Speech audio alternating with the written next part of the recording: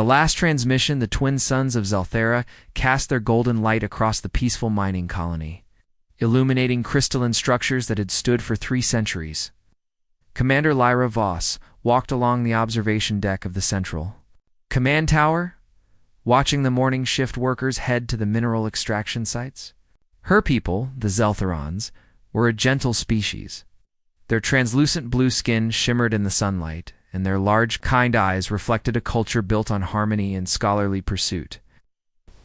Lyra had never expected to be a military commander. She was trained as a geologist, fascinated by the rare elements that made her world valuable. But when the colonies needed someone to organize their modest defense forces, her natural leadership had emerged.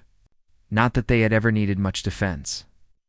The Zeltheran system was considered a backwater, peaceful, and unimportant to the greater powers of the galaxy. That peaceful morning would be their last. The first sign of trouble came from senior technician Mira at the communications array. Commander Voss, her voice crackled through the comm system. We're detecting massive energy signatures at the edge of the system. Unknown vessels, at least 50 of them. Lyra rushed to the command center, her heart already racing. 50 ships was more military might than their entire sector had ever seen.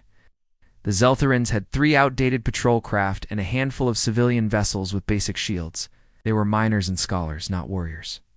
Can you identify them? Lyra asked, studying the tactical display with growing dread. Negative, Commander.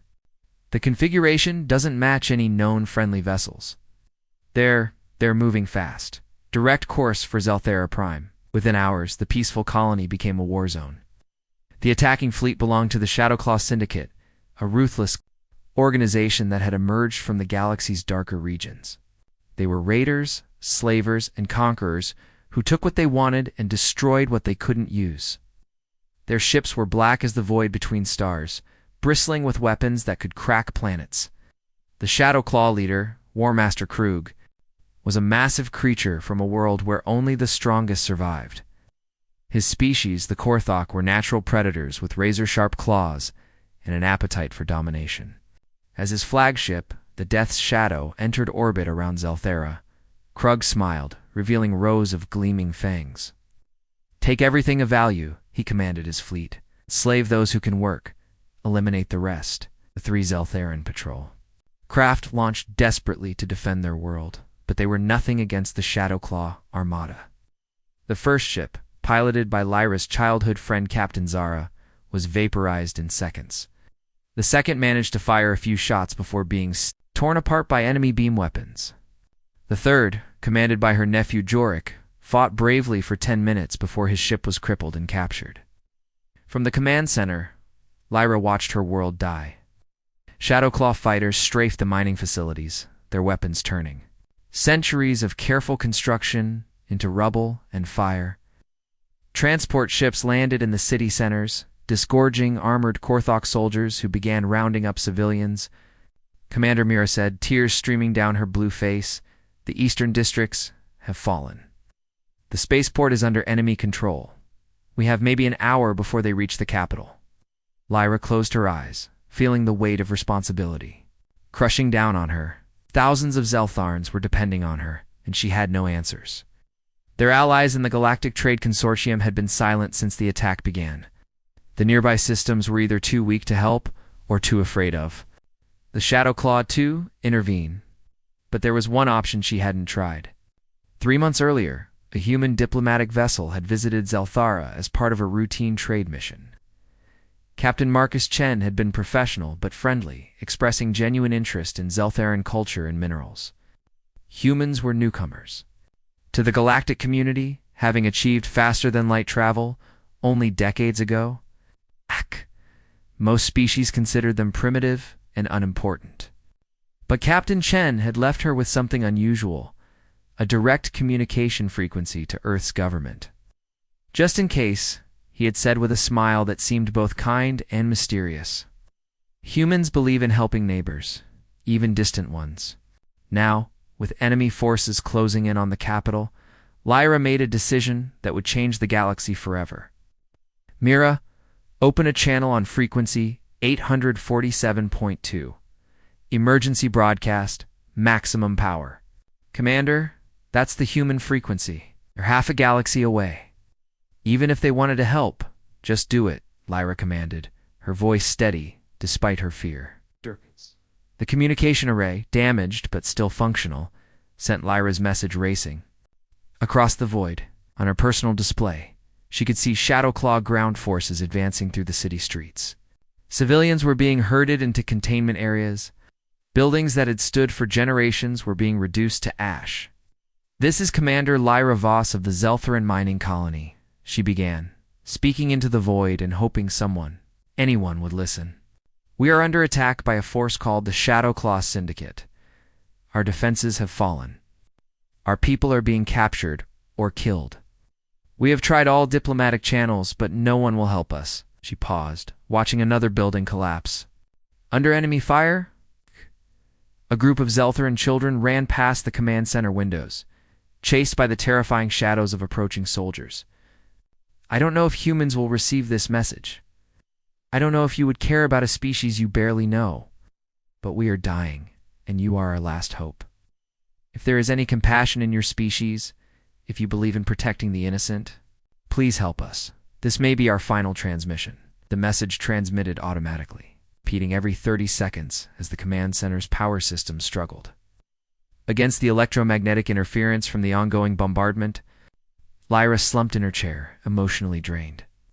She had done everything she could. Now there was only waiting and hope.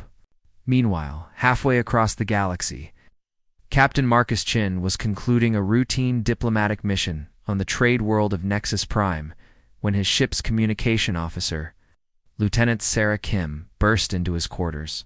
"Captain, you need to hear this immediately. It's from Zelthera." Chen remembered the peaceful blue world and its gentle people. He had spent 3 days there, learning about their culture and their remarkable mineral extraction techniques. Commander Voss had impressed him with her intelligence and dedication to her people. As he listened to her desperate message, Chen's expression hardened. He had seen enough conflict in his 20 years of military service to recognize genuine desperation. This wasn't a political dispute or a trade disagreement. This was genocide. "Get me Admiral Rodriguez at Earth Defense Command," he ordered. "Emergency priority. Admiral Sarah Rodriguez," known throughout the human fleet as Iron Wolf for her fierce determination, was in a strategy meeting when Chen's call came through. She was a woman who had earned her rank through competence and courage, fighting in the border conflicts that had marked humanity's early expansion into space. "Marcus," she said, recognizing her former student's voice. "What's the situation?" Chen transmitted Lyra's message and everything he knew about the Shadowclaw Syndicate from intelligence reports. "Admiral, the Zeltharans are peaceful people. They have no defenses against this kind of assault. If we don't act, an entire civilization will be wiped out." Rodriguez listened in silence, her steel-gray eyes studying the tactical data. The Shadowclaw Syndicate had been on Earth's watch list for months. Intelligence reports suggested they were expanding their territory, enslaving populations, and growing bolder in their attacks on peaceful worlds. "The Zeltheran system is outside our recognized sphere of influence," she said finally. "Intervention could be seen as an act of aggression by other powers. With respect, Admiral, sometimes doing what's right matters more than politics." Rodriguez smiled grimly. She had taught Chen well, agreed. "But this isn't just about one. Colony Marcus. If we let the Shadowclaw take Zelthara, they'll know they can attack anyone without consequence. Today, it's the Zeltharans. Tomorrow, it could be any peaceful species that can't defend itself." She activated her command interface, calling up fleet deployment charts. "How long since the attack began?" 4 hours, Admiral."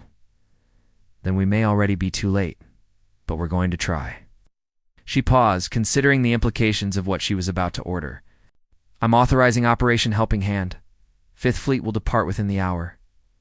Chen felt a surge of pride in his species. "The Zeltharans will never forget this, Admiral. Let's hope they're alive to remember it," Rodriguez replied. "Marcus, this is bigger than one rescue mission. If we're going to stand against bullies like the Shadowclaw, the galaxy needs to know that humanity stands for something." As Admiral Rodriguez ended the call and began issuing orders to her fleet commanders, Captain Chen set course for the Zeltheran system at maximum speed. His single ship couldn't change the outcome of the battle, but he could bear witness to whatever they found. Back on Zelthera, Commander Voss watched the last of her automated defenses fall silent. The command center shook under repeated bombardment, and she could hear the heavy footsteps of Korthok soldiers in the corridors below. Her message was still transmitting, but she no longer held much hope for a response. Commander Mira whispered, "They're in the building." Lyra stood and straightened her uniform. She would meet their fate with dignity, as a leader should. But in the depths of space, forces were already moving that would prove her faith in the unknown humans was not misplaced. The galaxy was about to learn. What happened when you threatened innocence within reach of humanity's protective embrace? When humans fight back, the emergency klaxons aboard the Earth. Defense Fleet flagship EDS Determination had been blaring for 6 hours straight. Admiral Sarah Rodriguez stood on the bridge watching the hyperspace countdown timer tick toward 0. Around her, the most advanced fleet humanity had ever assembled, prepared to drop back into normal space. 15 seconds to hyperspace exit, announced Navigation Officer Torres. All ships report ready for immediate combat operations. Rodriguez nodded grimly. The Fifth Fleet consisted of 27 vessels, including the newest generation of human warships equipped with technology that had surprised even their creators. Humanity had learned hard lessons during their first encounters with hostile alien forces, and those lessons had been written in blood and determination.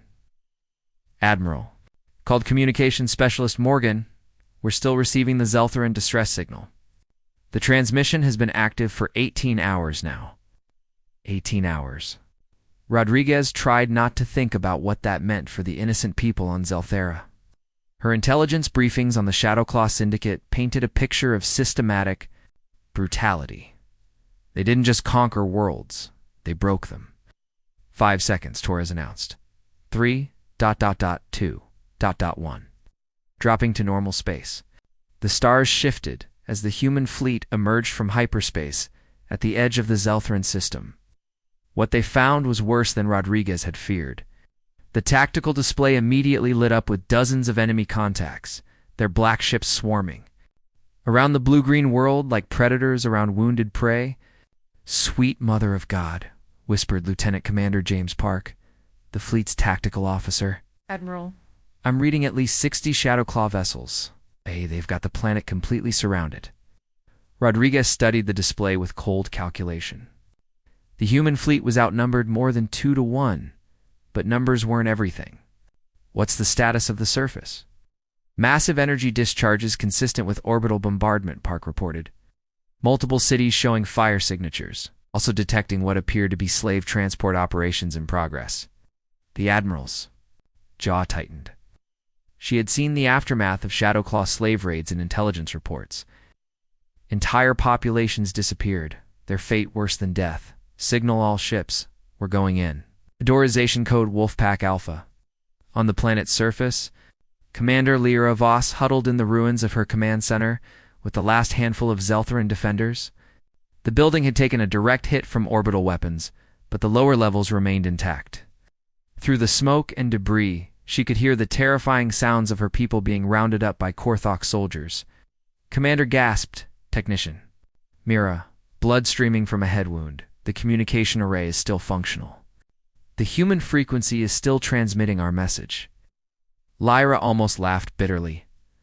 What good would human help do now? Even if they had received the message, even if they cared enough to respond, it would take days for any rescue force to arrive.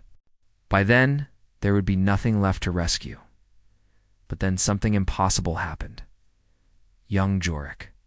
Her nephew, who had managed to escape when his patrol ship was captured, came running down the damaged stairwell. "Aunt Lyra, you have to see this. Ships are arriving. Unknown configuration." Lyra and the others climbed carefully through the rubble to reach what remained of the observation deck. In the distance, brilliant flashes of light were erupting in the upper atmosphere. New energy signatures were appearing on their damaged sensors. "By the ancient stars," Mira whispered, "those aren't Shadowclaw ships." High above Zelthera, The human fleet had engaged the enemy with a precision and ferocity that shocked both sides. The lead human destroyer, EDS Thunderbolt, commanded by Captain Elena Martinez, opened fire on a Shadowclaw cruiser with weapons that the aliens had never encountered before. Human military doctrine had been shaped by centuries of warfare on Earth, refined by recent encounters with hostile alien species, and perfected by the relentless human drive to protect what they valued. Where other species fought with rigid formations and predictable tactics, humans fought with creativity and adaptability that bordered on the chaotic. All ships, initiate Wolfpack Formation Bravo, Admiral Rodriguez commanded. Target there. Command vessels first. Show them what happens when they threaten innocent people. The human ships scattered across 3 dimensions, their movements coordinated by quantum communication systems that allowed instantaneous tactical adjustments. Shadowclaw Warmaster Krug aboard his flagship Death Shadow watched in growing alarm as his supposedly overwhelming force began to take heavy casualties. "What are these creatures?" he roared at his tactical officer. "Their ships are smaller than ours, but their weapons... A human frigate, no larger than a Shadowclaw patrol boat, had just crippled one of his heavy cruisers with a sustained barrage that seemed to bend the laws of physics. The humans weren't just using superior technology, they were using it in ways that no other species had thought possible. Captain Marcus Chen, who had arrived ahead of the main fleet, found himself in the middle of the largest space battle the sector had ever seen. His diplomatic vessel, the EDS Harmony, wasn't built for combat, but it carried advanced sensors that gave the fleet crucial intelligence about enemy movements. "Admiral Rodriguez," he transmitted, "I'm detecting massive troop movements on the surface. The Shadowclaw are trying to evacuate with their prisoners before we can stop them." "Understood," Rodriguez replied. "General Thompson, you're authorized for immediate deployment." General Kai Thompson, commanding the fleet's Marine contingent, had been waiting for this moment. Known throughout the human military as Thunderstrike. For his lightning-fast assault tactics, Thompson was a veteran of a dozen hostile world operations. His Marines were trained for exactly this kind of rescue mission. "All assault teams, this is Thunderstrike," he broadcast to his forces. "We've got friendlies on the ground and hostiles trying to steal them. Let's show these alien bullies what human Marines can do." Semper Fi. 24 human assault craft launched from the fleet, carrying elite Marines, equipped with powered armor and weapons designed for rapid deployment operations. They screamed through Zelthera's atmosphere while the space battle raged overhead, their heat shields glowing like falling stars. Dr. Elena Vasquez, the fleet's chief medical officer and xenobiologist, rode in the lead assault craft. She had volunteered for ground deployment to provide immediate medical aid to the Zeltheran survivors. Former combat medic, she understood that saving lives was often more important than taking them. "It's 2 minutes to landing zone," announced. "The pilot, LZ, appears to be hot. Multiple enemy contacts." Vasquez checked her medical supplies one final time. She had studied everything available about Zeltheran physiology during the hyperspace jump. Their biology was different enough from humans to require specialized treatment, but similar enough that her skills could save lives. The assault craft touched down in the ruins of Zelthora's capital city, just as Korthok soldiers were forcing captured civilians into slave transports. The Marines deployed with devastating efficiency, their powered armor allowing them to move with superhuman speed and strength. General Thompson led the charge personally, his rifle spitting coherent energy that dropped Korthok warriors with single shots. "Secure the civilians, establish a perimeter, make every shot count." The Shadowclaw ground forces, accustomed to dealing with helpless victims and lightly armed planetary defense troops, were completely unprepared for human Marines. The humans moved with a coordination and lethality that turned the tide of the ground battle in minutes. Commander Lyra Voss watched in amazement as armored figures appeared among the wreckage of her city, systematically driving back the Korthok invaders. When one of them approached her position, she was surprised to see a human face behind the helmet's visor. "Commander Voss?" the Marine asked in accented but understandable Zelthran. "I'm Sergeant Riley O'Connor, Earth Defense Forces. We received your message." Lyra stared at the human in disbelief. He was shorter than she had expected, with kind eyes that seemed oddly familiar. Then she realized why. She had seen the same expression in Captain Chen's eyes during his diplomatic visit. "You came," she said simply. "You actually came." "Ma'am, humans don't abandon friends in need," O'Connor replied. "Now, let's get you and your people to safety while my buddies upstairs finish cleaning house." As the ground battle turned decisively in favor of the humans, the space engagement was reaching its climax. Admiral Rodriguez had systematically dismantled the Shadow Claw, fleet using tactics that would be studied in military academies for generations. Human ships fought in coordinated groups, covering each other's weaknesses and exploiting every enemy mistake. War Master Krug, his flagship badly damaged and half his fleet destroyed or fleeing, finally understood what he was facing. These humans weren't just another species to be conquered. They were apex predators who had turned warfare into an art form. "All ships retreat," he commanded. "Emergency hyperspace jump." But Admiral Rodriguez wasn't finished with him. "Target their flagship," she ordered. "That one doesn't leave." The combined firepower of 6 human destroyers converged on Death's Shadow, overwhelming its shields and tearing through its hull. The mighty vessel that had brought terror to dozens of worlds became an expanding cloud of debris and escaping atmosphere as the surviving Shadowclaw ships fled into hyperspace. The human fleet moved into orbit around Zelthera. The battle was over, but the real work was just beginning. Dr. Vasquez set up field hospitals throughout the damaged city, working alongside Zelthorn medical staff to treat the wounded. Her gentle manner and obvious competence quickly won over patients who had never seen a human before. "Your physiology is fascinating," she told an injured Zeltheran engineer as she sealed a wound with biofoam. "The way your nervous system integrates with your mineral-based skeleton is remarkable. You're much tougher than you look." General Thompson coordinated the evacuation of civilians from damaged areas while his engineers began emergency repairs to critical infrastructure. The efficiency of the human relief operation impressed even the surviving Zeltherans, who had harbored doubts about their rescuers. As Captain Chen's ship landed at the damaged spaceport, he was met by Commander Voss and a small delegation of survivors. The Zeltheran leader looked exhausted but determined, her blue skin marked by dust and minor injuries. "Captain Chen," she said formally, "on behalf of the Zeltheran people, I offer our eternal gratitude. You have saved our civilization." Chen shook his head. "We did what any decent people should do when they see innocent lives threatened. The question now is what happens next." "What do you mean?" "The Shadowclaw will be back," Chen explained. "Maybe not here, maybe not soon, but they'll find other targets. They're peaceful worlds that can't defend themselves." Lyra nodded slowly, understanding the implication. "You're suggesting an alliance." "I'm suggesting that good people need to stand together," Chen replied. "Humanity has learned some hard lessons about the galaxy. There are predators out there who only understand force. If we're going to protect innocent lives, we need to work together." As the twin suns of Zelthara set over the damaged but still beautiful world, human and Zeltheran crews worked side by side to rebuild what the Shadowclaw had destroyed. In the space above, Admiral Rodriguez's fleet maintained vigilant watch, ready to defend their new friends against any threat. The galaxy had witnessed something unprecedented, a species that would cross vast distances to protect strangers, asking nothing in return except the chance to do what was right.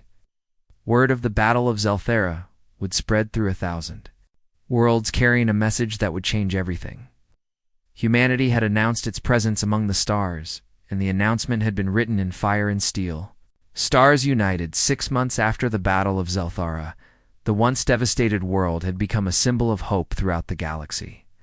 Where crystalline spires had once lain shattered, new structures rose that blended Zeltheran artistic sensibilities with human engineering efficiency.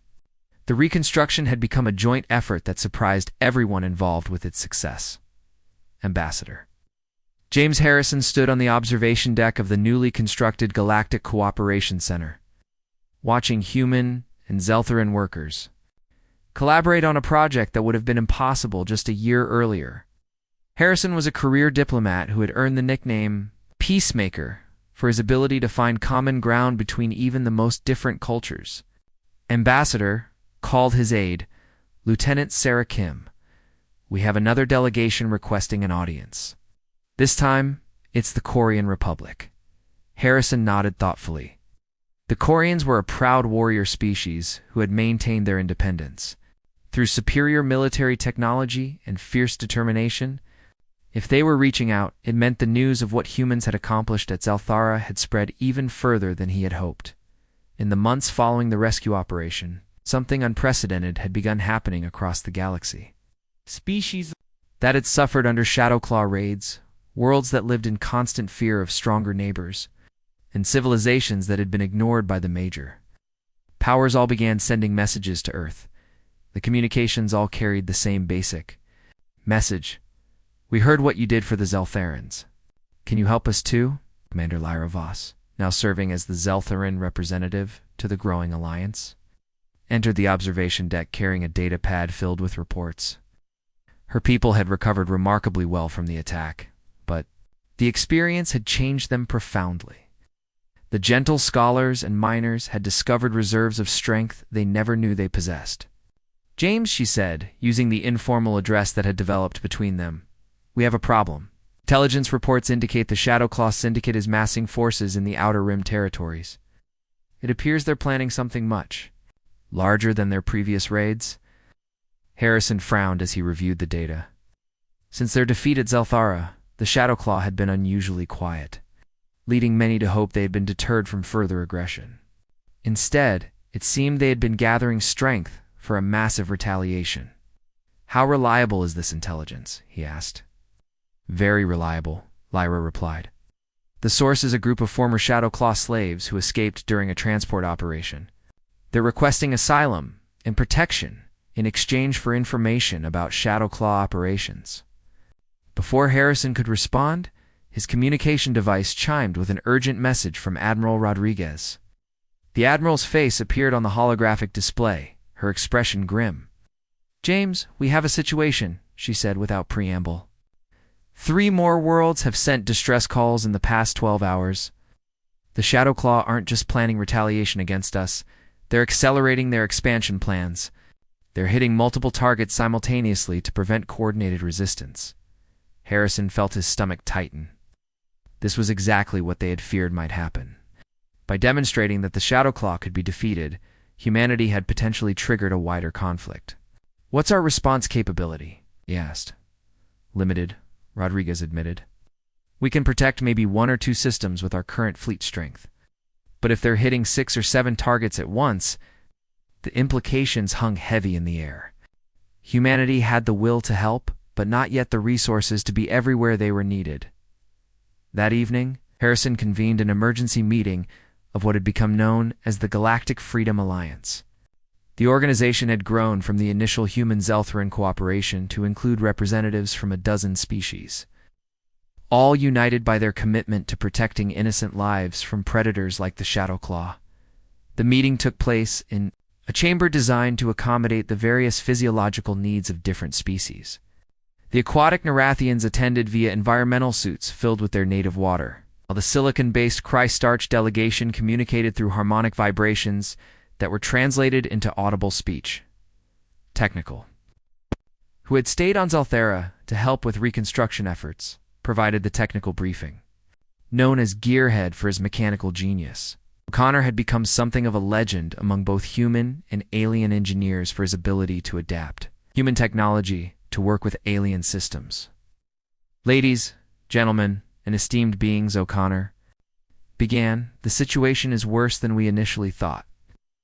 Our escaped slave contacts have provided us with detailed intelligence about Shadowclaw capabilities. And frankly, it's terrifying." He activated a holographic display showing the structure of Shadowclaw territory. "They're not just raiders," he continued. "They're a full-scale military empire with resources from dozens of conquered worlds. Their industrial capacity is at least 10 times larger than our initial estimates." A murmur of concern rippled through the chamber. The Korean representative war leader Thakmer spoke first.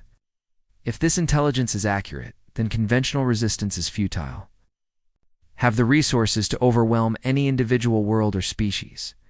Which is exactly why we need to stop thinking like individual worlds or species, Harrison interjected. Alone, any one of us can be defeated. Together, we represent something the galaxy has never seen before, a truly unified defense against tyranny. Dr. Alina Vasquez, who had been dividing her time between medical research and diplomatic missions, stood to address the assembly. Her work treating victims of Shadowclaw attacks had given her insights into their methods that went beyond simple military analysis. The Shadowclaw don't just conquer, she explained. They systematically break the will of their victims. They've perfected techniques for destroying social bonds, cultural identity, and hope itself. But they've never faced unified resistance from multiple species working together. Commander Voss nodded in agreement. Dr. Vasquez is correct. They attacked Zelthara. They expected us to be isolated and helpless. The arrival of human forces disrupted their entire operational doctrine. Captain Chen, now serving as the Alliance's Chief Intelligence Coordinator, presented the latest strategic assessment. We've identified their primary stronghold, a fortress world called Grimhold in the Shadowheart Nebula. It's heavily fortified, and serves as both their military headquarters and their primary slave processing center. The chamber fell silent as the implications became clear. Harrison looked around at the assembled representatives, seeing determination mixed with fear in their various expressions. We have a choice, he said finally. We can wait for them to pick us off one by one, or we can take the fight to them. But I want to be clear about what we're proposing. This wouldn't be a rescue mission or a defensive action. This would be a direct assault on the heart of their empire. War Leader Thokmer was the first to respond. The Korean Republic has faced the Shadowclaw before. We survived because we were strong enough to make attacking us too costly. But strength alone is not enough. Honor demands that we protect those who cannot protect themselves. One by one, the other representatives voiced their support. The Nerathian speaker Quamish spoke of her people's commitment to preserving life in all its forms. The Christarch, Resonance Brime sang of harmonic justice that could only be achieved through unified action. Admiral Rodriguez, attending via holographic link from Earth, provided the military perspective. If we're going to do this, we need to do it right. Shadowclaw Fortress World is protected by the largest military fleet in this sector of the galaxy. We'll need every ship we can muster, and we'll need perfect coordination between species that have never fought together before. General Thompson, also attending remotely, added his assessment. The ground operation will be even more challenging. Grimhold is designed to be impregnable, and it contains millions of enslaved beings from dozens of worlds. We'll need to liberate the prisoners while simultaneously neutralizing the military threat. Over the following weeks, the Galactic Freedom Alliance transformed from a loose cooperation into a true military coalition. Human naval officers worked with Korean tacticians to develop new combat formations. Zeltharan engineers collaborated with Christarch technicians to create hybrid weapon systems that combined the best features of different technologies. Sergeant O'Connor found himself at the center of the technical integration effort. The beautiful thing about working with different species, he told Dr. Vasquez during one of their planning sessions, is that everyone has solved different problems. Humans are great at adaptability and rapid deployment. Us Koreans have mastered defensive systems. Zeltharans understand energy manipulation in ways we never thought of. And together, we might actually be able to pull this off, Vasquez replied. Reviewing medical protocols for treating injured beings from 17 different species. The moment of truth came 8 weeks after the formation of the Alliance. A combined fleet of over 200 vessels from 6 different species emerged from hyperspace at the edge of the Shadowheart Nebula. At its center lay Grimhold, a massive artificial world bristling with weapons and protected by the largest concentration of Shadowclaw military might ever assembled. Admiral Rodriguez stood on the bridge of the EDS Determination, now serving as the flagship for the entire Alliance fleet. Around her, officers from 6 different species worked side by side at stations that had been modified to accommodate various physiological needs. The sight would have been impossible to imagine just a year earlier. Admiral, reported Lieutenant. Commander Park, we're detecting over 300 enemy vessels in defensive positions around Grimhold. They're using the nebula's interference to mask additional forces. Rodriguez nodded grimly. The Shadow Claw had turned their fortress world into the ultimate defensive position, surrounded by electromagnetic storms that would disrupt sensors and communications while providing cover for their own forces.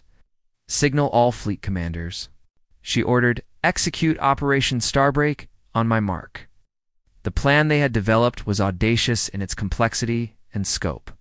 Human forces would spearhead the initial assault, using their superior maneuverability to punch through the outer defensive perimeter. Quarian heavy cruisers would follow, providing sustained firepower to suppress the fortress weapons. Meanwhile, specialized infiltration teams from multiple species would attempt to reach the surface and locate the prison facilities. Commander Voss, aboard the Zeltheran flagship Crystal Wind, monitored the energy patterns surrounding Grimhold. Her people's expertise with exotic matter had allowed them to develop countermeasures against the nebula's interference. All ships, this is Crystal Wind, she transmitted. We're detecting massive energy buildups from the fortress surface. They're preparing to activate some kind of planetary defense system. Before anyone could respond, space around Grimhold erupted in brilliant flashes of light. Massive energy beams lanced out from the artificial world, each one capable of vaporizing a capital ship. Shadowclaw had turned their entire fortress into a weapon. Evasive maneuvers, Rodriguez commanded. All ships, scatter formation, and begin the approach. Remember, millions of innocent lives are counting on us. The Alliance fleet spread out across 3 dimensions, their diverse designs and capabilities, creating a tapestry of determination against the void. Human destroyers darted between energy beams like deadly dancers, while Quarian battlecruisers absorbed hits that would have destroyed lesser vessels. Captain Chen, commanding a specialized reconnaissance vessel, managed to penetrate the outer defenses and get close enough to scan the fortress surface. What he found chilled him to the bone. Admiral, he transmitted, I'm detecting massive life signs from the prison complexes. There are at least 10 million beings imprisoned down there, maybe more. The Shadowclaw are beginning to execute them. The news hit the Alliance fleet. Like a physical blow, the Shadowclaw, faced with the possibility of defeat, had decided to eliminate their slaves rather than risk losing them to liberation forces. All assault teams, immediate deployment, General Thompson commanded from his flagship, were out of time. Hundreds of assault craft launched from the Alliance fleet carrying elite troops from every member species. Human Marines empowered. Armor fought alongside Quarian shock troops and Zeltheran technical specialists. The diversity of the force was both its greatest strength and its greatest challenge. Dr. Vasquez rode in one of the lead assault craft, her medical team equipped to provide emergency treatment to beings they had never encountered before. As they descended through the electromagnetic storms surrounding Grimhold, she could see the massive scale of the fortress world stretching out below them. 2 minutes to landing, announced the pilot, a young Quarian who had volunteered for the most dangerous assignment of the war. LZ looks hot. Multiple enemy contacts. The assault craft touched down in what appeared to be an industrial district, immediately coming under fire from Shadowclaw defensive positions. General Thompson's Marines deployed with practiced efficiency, establishing beachheads and creating corridors for the specialized rescue teams. Sergeant O'Connor led a mixed team of human and Zeltheran engineers tasked with disabling the fortress's security systems. As they fought their way through corridors designed to intimidate and demoralize, he marveled at how well his alien teammates had adapted to human tactical doctrines. Riley called Technician Mira, who had insisted on joining the assault, despite Commander Voss's protests. I'm detecting massive power fluctuations from the central core. They might be preparing to self-destruct the entire facility. O'Connor felt his blood run cold. If the Shadowclaw destroyed Grimhold with all the prisoners aboard, it would be the largest mass murder in galactic history. How long do we have? Based on these readings, maybe 30 minutes? 30 minutes to rescue 10 million beings from a fortress designed to be impregnable. It should have been impossible, but the Alliance had learned to specialize in the impossible. Throughout the fortress, rescue teams worked with desperate efficiency. Human medics treated injuries they had only read about in xenobiology textbooks. While Korean engineers used their advanced technology to cut through barriers that had held prisoners for years, Commander Voss, monitoring the operation from orbit, coordinated with surface teams to identify priority targets, her people's ability to sense energy patterns through crystalline structures had proven invaluable in mapping the complex's layout. All teams, we've located the primary control center, she transmitted. It's heavily defended, but if we can reach it, we might be able to shut down the self-destruct sequence. Ambassador Harrison would insisted on joining the ground operation despite protests from his security detail. Led a diplomatic team tasked with coordinating the evacuation of freed prisoners as he watched beings from dozens of worlds emerge from cells where they had been held for years. He was struck by the sheer scale of Shadowclaw cruelty, but he was also struck by something else. The way the different Alliance species worked together to help these strangers. Humans shared their rations with freed prisoners whose dietary needs they didn't understand. Quarians used their strength to carry injured beings they had never seen before. Zeltharans used their technical skills to restore life support systems for environments completely alien to them. The battle reached its climax when Admiral Rodriguez made a decision that would be remembered throughout galactic history. Realizing that the space battle was preventing her from providing adequate support to the ground forces, she ordered her flagship to ram the main fortress weapons emplacement. "Admiral, that's suicide," protested Captain Chen. "No," Rodriguez replied calmly. "That's what it takes to protect innocent lives. Continue the mission, Marcus. Make sure this meant something." The EDS determination, pride of the Earth Defense Fleet, smashed into the fortress's primary weapon array in a brilliant explosion that disabled half of Grimhold's defensive systems. The sacrifice allowed Alliance forces to complete their mission, but at a cost that would never be forgotten. In the end, the impossible became inevitable. Alliance forces successfully evacuated over 9 million prisoners from Grimhold. Before the fortress's self-destruct sequence activated, the artificial world died in a series of explosions that could be seen from neighboring star systems, taking with it the heart of the Shadowclaw Empire. The survivors of the Shadowclaw forces, leaderless and demoralized, either fled to the galaxy's furthest reaches or sought terms of surrender with the Alliance. The threat that had terrorized peaceful worlds for generations was finally ended. 1 year later, Ambassador Harrison stood, once again, on the observation deck of the Galactic Cooperation Center. But now the view had changed dramatically. Where once there had been a single construction project, now there was a bustling spaceport serving vessels from over 30 different species. The Galactic Freedom Alliance had evolved into something unprecedented in galactic history, a true interspecies democracy dedicated to protecting the rights and freedoms of all sentient beings. The rescued prisoners from Grimhold had become citizens of member worlds, their diverse skills and perspectives enriching every society they joined. Dr. Vasquez had established the first interspecies medical institute, where healers from different worlds shared knowledge that had saved countless lives. Sergeant O'Connor had founded an engineering exchange program that was producing technological innovations at an unprecedented rate. Commander Voss, now serving as the Alliance's first Secretary General, had proven that leadership transcended species boundaries. Under her guidance, the Alliance had grown from a desperate military coalition into a beacon of hope for oppressed beings throughout the galaxy. Ambassador Lieutenant Kim announced, "We have another request for membership. This time it's from the hegemony of Altair." Harrison smiled. The Altarians were one of the oldest and most powerful civilizations in the galaxy, and their decision to join the Alliance marked a fundamental shift in galactic politics. The age of might making right was coming to an end, replaced by something better. The recognition that all sentient beings deserved freedom, dignity, and the right to live without fear, as the twin suns of Zelthara set over the growing city below. Harrison reflected on the journey that had brought them to this point. It had begun with a desperate plea from a dying world and a species willing to answer that call, regardless of the cost. Humanity had come to the stars hoping to find wisdom greater than their own.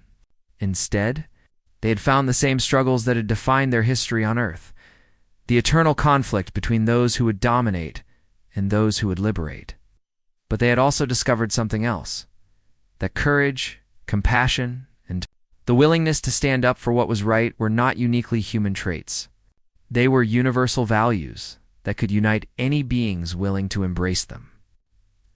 The galaxy had been forever changed by the simple principle that no one should face tyranny alone. From the ashes of the Shadowclaw Empire, a new age of cooperation and mutual protection had been born, and in the depths of space where new threats might even now be stirring, the message was clear: the innocent would never again stand defenseless.